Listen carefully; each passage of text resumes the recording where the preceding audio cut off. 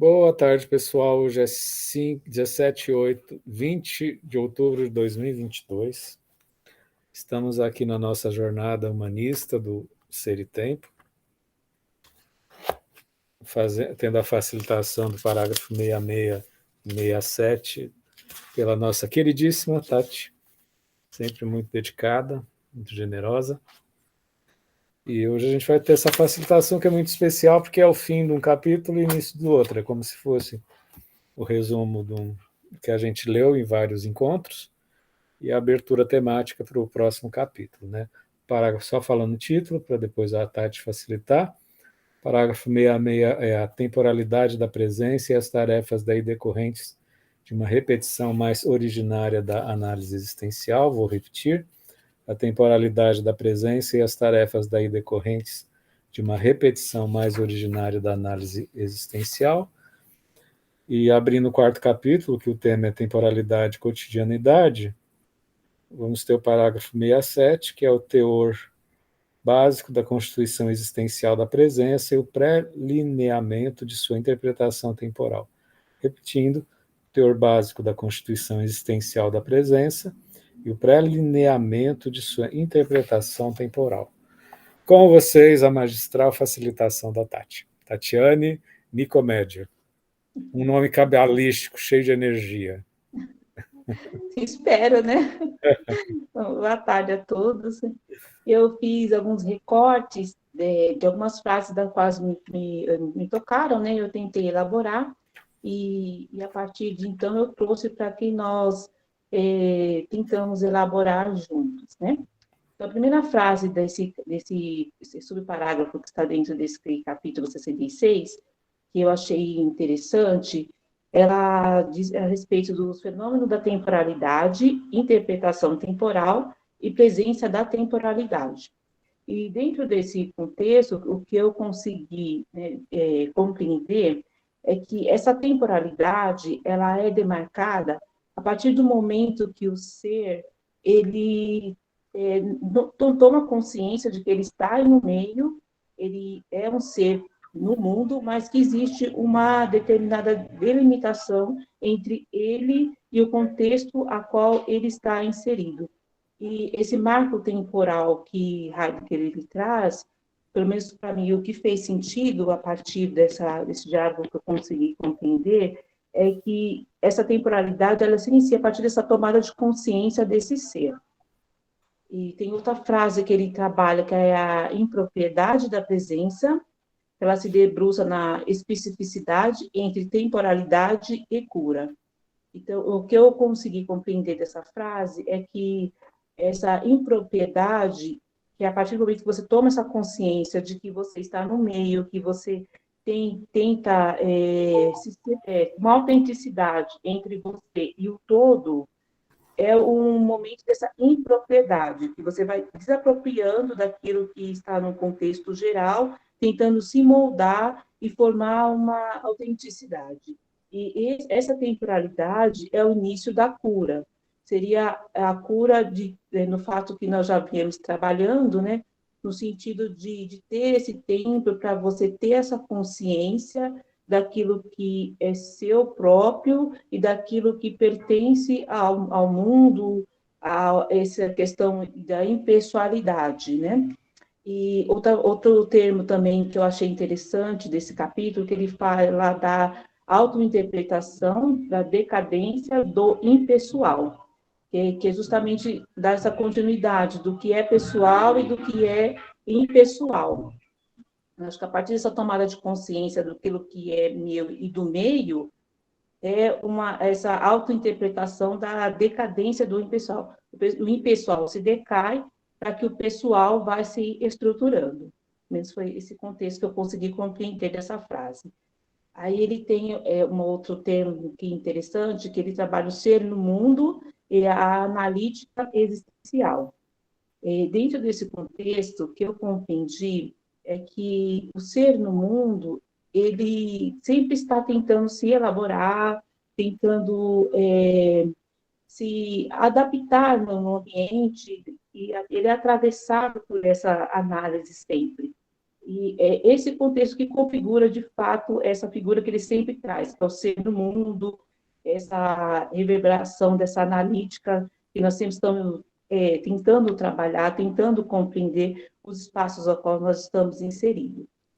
E também ele traz, tem uma parte que eu recortei, eu não consegui compartilhar, porque está ruim na internet, mas eu vou estar falando, que é assim, tendo-se agora retomado explicitamente o si mesmo na estrutura da cura, e assim da temporalidade, a interpretação temporal da autoconsistência e da falta de consistência do si mesmo, recebe uma gravidade própria. Essa frase eu achei muito interessante, porque, pelo menos que eu tentei dialogar, é que essa autoconsistência e a falta de consistência de si mesmo é como se nós sempre estivéssemos gravitando em torno de tentar se estruturar em algo que, às vezes, extrapola da nossa condição humana, né? Esses diálogos que nós viemos fazendo até agora, eu acho que vem muito de encontro a isso. A gente tenta, dentro desse contexto de continuidade, de cotidianidade que ele traz, trabalhar uma consistência, mas que parece que ela nunca, de fato, se concretiza, né? Eu acho que, pelo menos, foi isso que eu consegui dialogar, né? E, para fechar esse parágrafo, eu separei algumas sentenças que também depois eu vou tentar fazer um feche daquilo que eu consegui compreender. Que ele traz, a presença se aplica em si e para si mesma.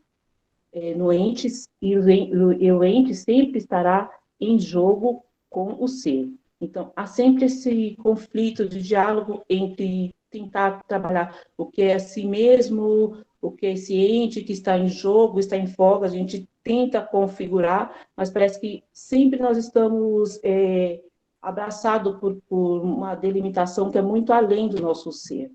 Pelo menos foi isso que eu tentei compreender, né? E ele trabalha também que a intratemporalidade e a determinação temporal dos entes intramundano. Eu achei que isso é uma questão de, como eu sempre trago, né? Eu não sei falar de uma forma um pouco, não sendo atravessada às vezes com uma psicanálise, que é essa questão do coletivo, né? Eu acredito que nós somos seres coletivos que buscam uma autenticidade. Então, acho que esses seres intramundanos que acabam nos configurando, no que nós acabamos que fragmentando um pouco de cada posição que existe desses seres dentro de nós, e nós tentamos nos reestruturar a partir dessa conjuntura que nós fazemos para nos tornar, de fato, uma presença, né? Que nunca se concretiza, na verdade, é só uma tentativa, né? Desse capítulo, acho que foi isso que me tocou mais. Aí tem o capítulo 67, e ele traz uma questão bem interessante, bem já no começo do primeiro subparágrafo, né? Que é a originariedade da constituição da presença não coincide nem com simplicidade, nem com a unicidade de um elemento último de construção. É isso que eu acabei falando, né? Que por mais que você acha que a presença você consegue se constituir a partir de uma lógica, de uma vertente, você se olha e se vê e tenta se dialogar com essa delimitação, você não consegue essa unicidade. É tudo uma construção de uma pluralidade, de uma multiplicidade, na qual ele fala adiante, né? E aí ele traz essa frase que a delimitação da cura, ela resulta na análise da abertura constitutiva do ser.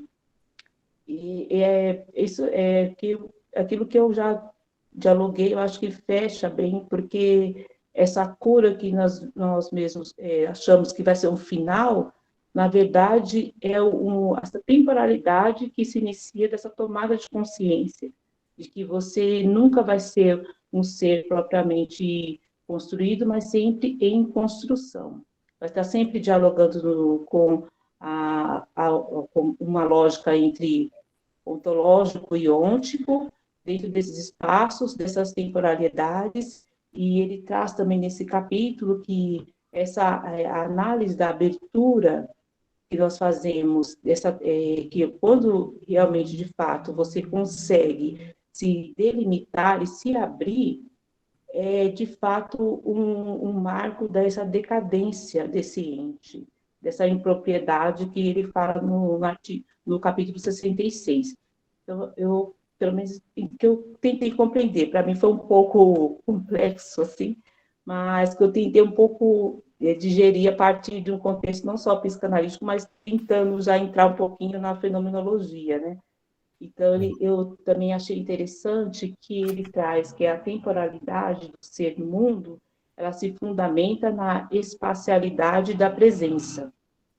Quanto mais você tem essa consciência de que você é um ser presente e que está tentando se delimitar e trabalhar a sua autenticidade, esse é a sua temporalidade de você iniciar esse diálogo entre o ser e o ser no mundo.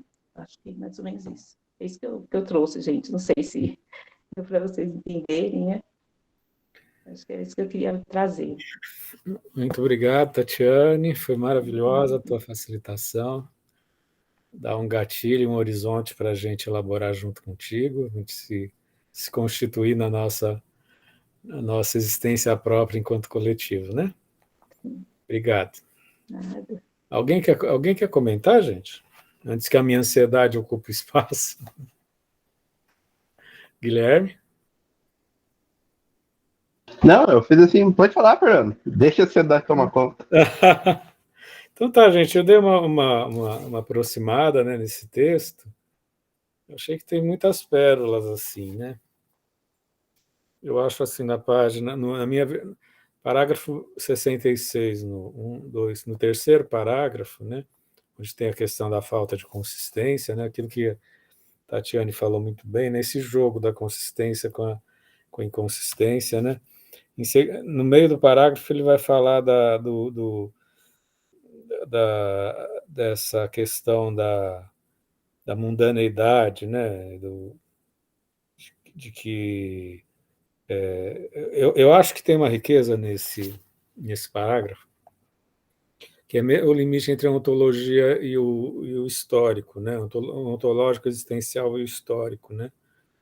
E como ele faz um alinhavo, né? Para a gente que estuda Foucault, né, Guilherme? Como ele mostra que a questão do mundano, né? Do mundo, do ser no mundo, né? Está impregnado de história, né? Que é essa historicidade da presença que seria muito mais do que uma categoria da história mundial, né? Não é uma estrutura histórica mundial, mas é a história que está encravada na presença, né? E até propondo que o indivíduo, que uma historicidade que se alinha a essa visão desse tempo originário, é que de fato, de alguma forma, vai fazer uma historicidade, né, intramundana, né? Esse intramundano que está encravado na presença, né? E que isso, de alguma forma, é um limiar epistêmico entre você conceber o homem enredado pela história, numa perspectiva Foucaultiana, e aqui esse homem que está encravado na história, né? Que a própria presença já é historicidade, né? E isso, de alguma forma, eu ficaria muito tempo estudando esse parágrafo para entender o que ele desenha, né? Como esse sujeito histórico, ontológico, né? Entre o ôntico e o ontológico, né? A ontologia constitutiva de uma historicidade como estrutura do ser, né? Uma historicidade da presença, da estrutura do ser. E que nessa temporalidade, se a gente pensar em termos civilizatórios do ser humano, né? Nesse passar do tempo, né? Dessas presenças que somos nós, né? Vai se constituindo uma história originária, né? Eu achei muito rico isso. Eu vou ter que parar muito tempo para pensar o que ele fala dessa história originária, né? Aí na página 128, que é o parágrafo seguinte, que é um parágrafo grande, né? Ele faz pura poesia quando ele diz que a presença se desgasta, né? Desgastando-se, a presença gasta a si mesma, ou seja, gasta o seu tempo. Né? Gastando tempo, ela conta com ele. Né? Nesse gastar-se que o ser, de alguma forma, vai se constituindo na sua perspectiva própria. Né? E numa intratemporalidade, na questão do intratemporal como um temporal que está cravado na presença. Né? Então, com isso ele já vai sinalizando uma historicidade que está cravada no ser no mundo, um tempo que está cravado na presença, né? Que não é só uma questão ôntica, uma categoria nem de tempo, nem de história, nem de mundo, né? Porque tudo isso está cravado no ser, né? E que eu acho que isso demanda da gente muito vagar para a gente conceber o tempo e o mundo cravado na presença, né? Acho que isso, assim, é um exercício para a vida inteira, né? Porque a gente acostumou desde a infância a achar que o mundo é uma categoria, que o ser é uma categoria, que o tempo é uma categoria, né? E que, na verdade, quando a gente vai tomando, vai se apropriando disso, a gente vai, de alguma forma, cravando em nós, né? Nessa constituição, né? É o ser no mundo, com a historicidade da presença, fazendo essa emergência de uma certa temporalidade, de uma certa historicidade, né? É bem centrado no vivido, né? No fenômeno, né? Entendeu? E aí ele entra no parágrafo 67, o ser no mundo que é cravado no fenômeno no mundo, que quer essa intramundaneidade, porque se está cravado no fenômeno, não é algo de uma exterioridade, né? É intramundaneidade. O ser é intramundaneidade, a mundanidade, por sua vez, é fenômeno dessa presença, né? Pensar essa correlação intrincada, né? Entre a abertura do ser no mundo e o próprio mundo, né? Isso exige da gente uma atenção redobrada, né? Porque acho que um dos lugares onde se escora as categorias ônticas, né? É quando você diz que mundo é uma coisa, o ser é outra, né? Tempo é outra, né? Ser e ter, pensar ser e tempo. Do ponto de vista do fenômeno, né? Do ponto de vista dessa intramundaneidade, é uma ascese para a vida inteira, gente, eu acho. E ele vai nos propondo a isso, né? Que o mundo não é uma história mundial, é uma intramundaneidade, né? Que na presença está esse espaço de historicidade, de temporalização, né? Enfim. É por isso que eu acho que ler o Heidegger é um exercício da gente, aos poucos, incorporando essa experiência perceptiva, né? Essa experiência da gente enquanto presença, nas coisas que a gente passou a vida inteira a ver como isoladas, né? Eu achei muito forte tanto a síntese de um parágrafo como a abertura do outro, porque vai justamente mudando a nossa maneira de pensar isolado, né? Foi bem assim estimulante ler. O que vocês acham? O que mais quer comentar? Queria. Nesse parágrafo, nesses dois parágrafos, inclusive é o que eu vou estar continuando, né? Me chamou a atenção duas coisas. Esse parágrafo da história que você pontuou, Fernando. Eu achei isso tão interessante, tão forte, tão presente, que eu até copiei o parágrafo todo aqui. Recortei o parágrafo todo e deixei aqui, olha, desafio. E a questão da cotidianidade. Eu não sei se isso já apareceu em outros textos, talvez sim, mas não me pegou como me pegou agora, né? Essa cotidianidade que ele fala seria a nossa vivência junto com o falatório, né? Sim. Seria o que nós... o que ele já falou lá atrás da existência inautêntica. Quer dizer, eu estou aqui nesse cotidiano, nessa doideira, no meio desse falatório, estou sobrevivendo, estou levando a vida, né?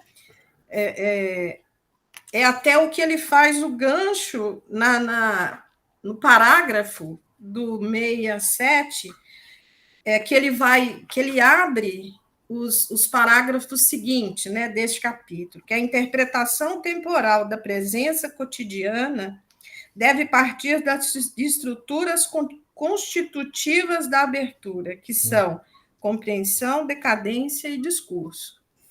Eu entendi um pouco disso, mas seria essa presença nesse falatório, nessa bagunça, ele seria a consciência disso, se dá pela compreensão, decadência e discurso, ou a estrutura se dá pela... Está focando que a gente tem que compreender essa dimensão fenomênica e os elementos, sejam eles ônticos ou ontológicos, a partir da abertura da presença, né?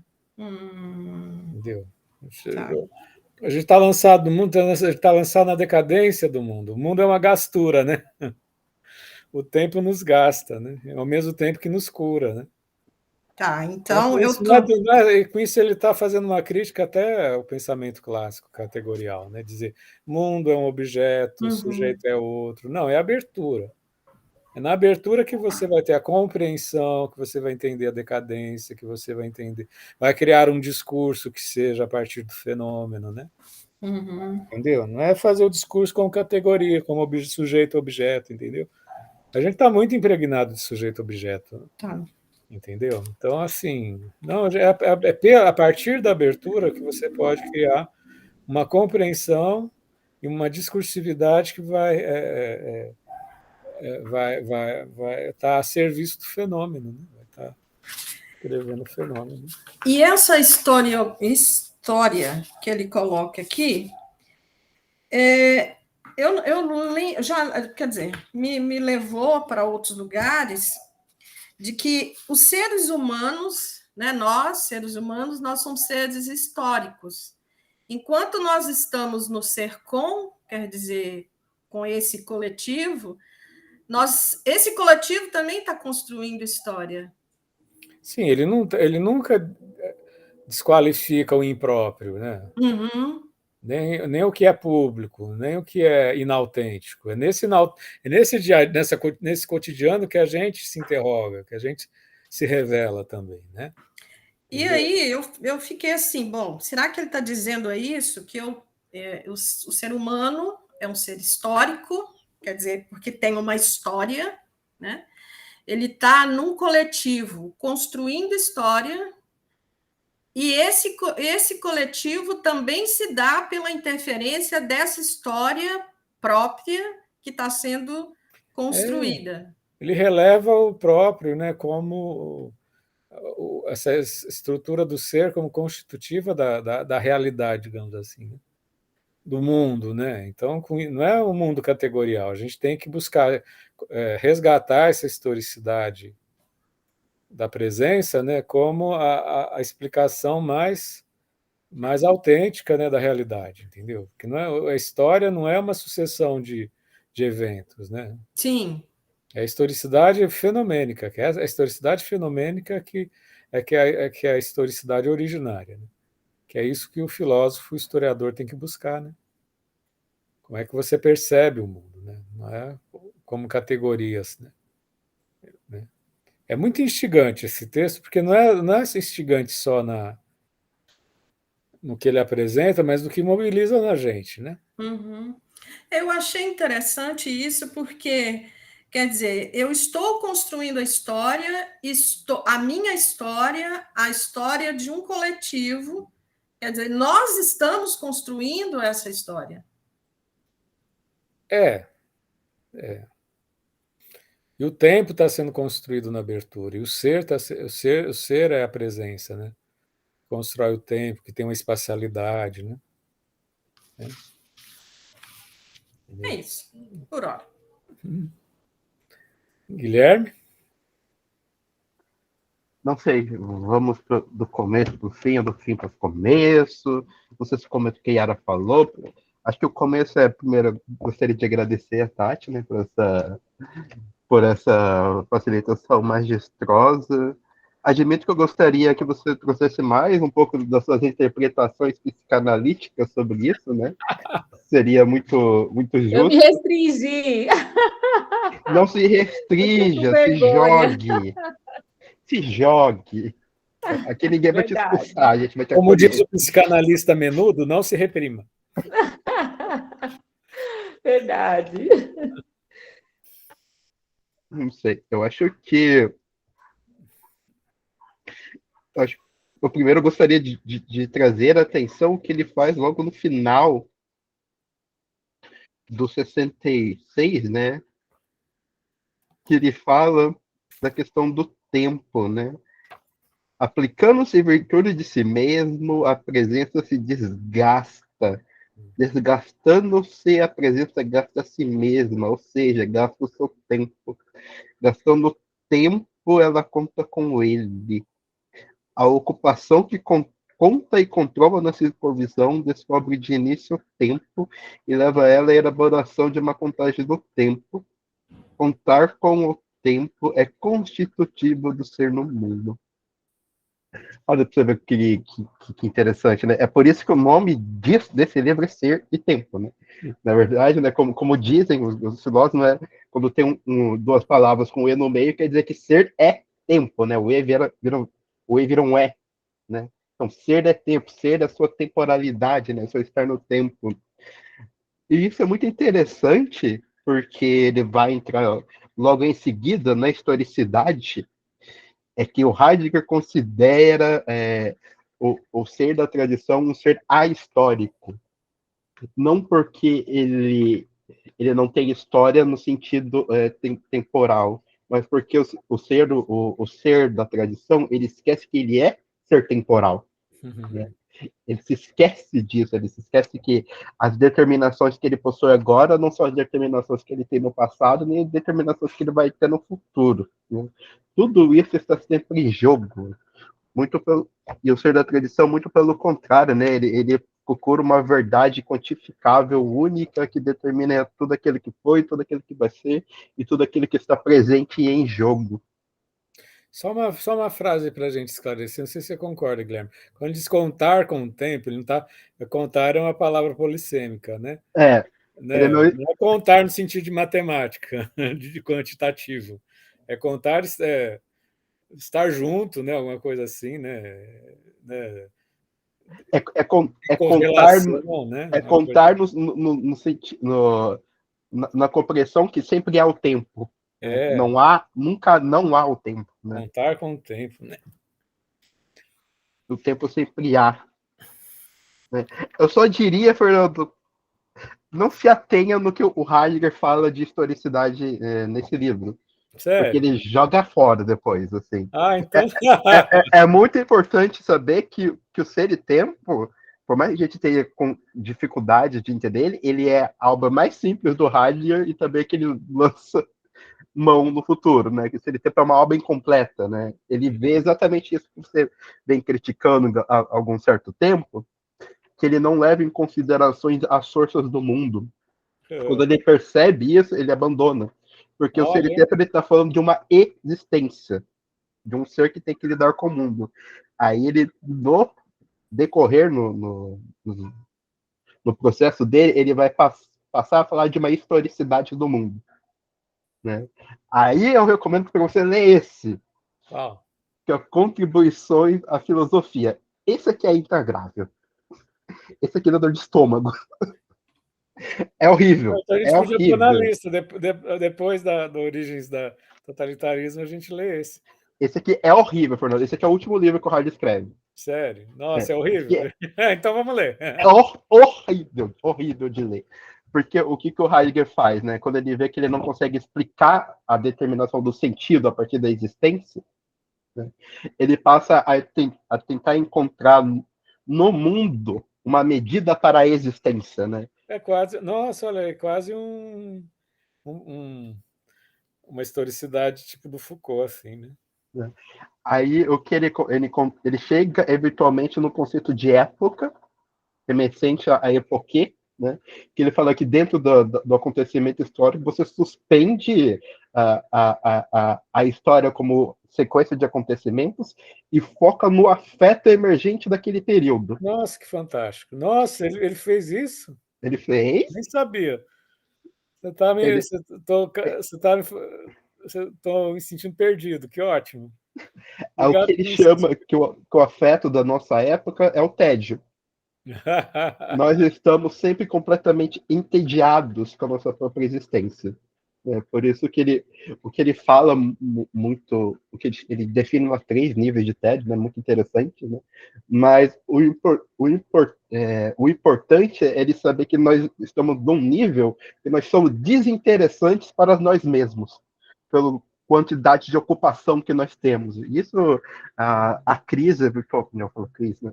A crise eventualmente vai escrever um livro maravilhoso ligando depressão e tédio, né? Mas o mais importante, né, disso é a questão da técnica que ele traz.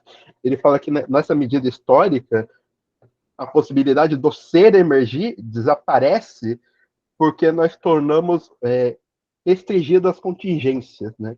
Nós somos aquilo que é requisitado do mundo para nós, né? Por exemplo, né, eu sou psicólogo? Eu não sou psicólogo.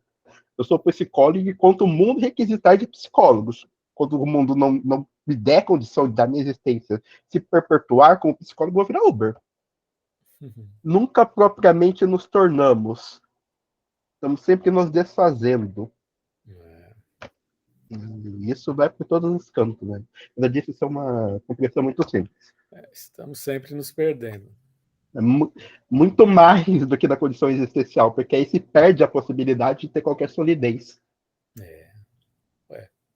A gente está há 10 dias de uma eleição que muita coisa ou vai se solidificar ou vai se perder de ver. Muita coisa, né? Está no limiar de um afeto histórico.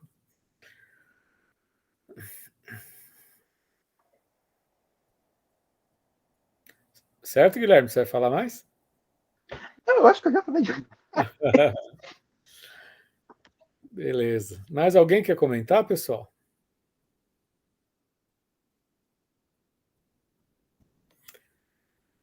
É porque é aquilo, né? São textos mais curtinhos, mais densos, né, pessoal? Né, Tati? Né, Guilherme? Né, Yara? Né? Acho que foi assim uma Bem transição. complexo, né? Às vezes você... Parece que Heidegger estava aqui, né? Ele se teletransportou, olhou tudo, né? Depois retornou e tentou escrever em questões que nós estamos tentando elaborar até agora. Sim. E semana que vem a gente vai ter a Yara, sempre muito dedicada e querida, né? Querida Yara. Semana que vem a gente tem 2 parágrafos, é isso? Quais que são, Yara? Só compreensão. Ah, tá, mas é uma parte, né? É uma parte. É 68 em 2 partes. 68A. 68A. Certo? Distribuiu cada dia uma coisa. Sim. Então tá, pessoal. Que a gente tenha uma ótima semana. Estaremos semana que vem às vésperas da eleição, dentro dessa historicidade intramundana que nos atravessa, esse afeto histórico intenso, uma eleição muito importante para os nossos destinos, né? Importantíssimo. Então, tá. Vou parar a gravação, quem quiser conversar, a gente conversa mais um pouco, tá? Obrigado, pessoal. Até semana que vem. Então é isso, galera. Aí. Hoje foi rapidinho. Fernando, não tenho palavras para te dizer o quanto horrível esse livro é. Eu adorei. Horrível. Não, então deixa para depois, gente. Assim, Fernando, eu tenho que te avisar, não dá para fazer um grupo de estudo no modelo que a gente tem aqui, não. Esse aqui é intagrável. Sério? Esse aqui você tem que ler o capítulo todo para você ter a mínima ideia do que ele está falando. Nossa. É horrível. Horrível, Fernando.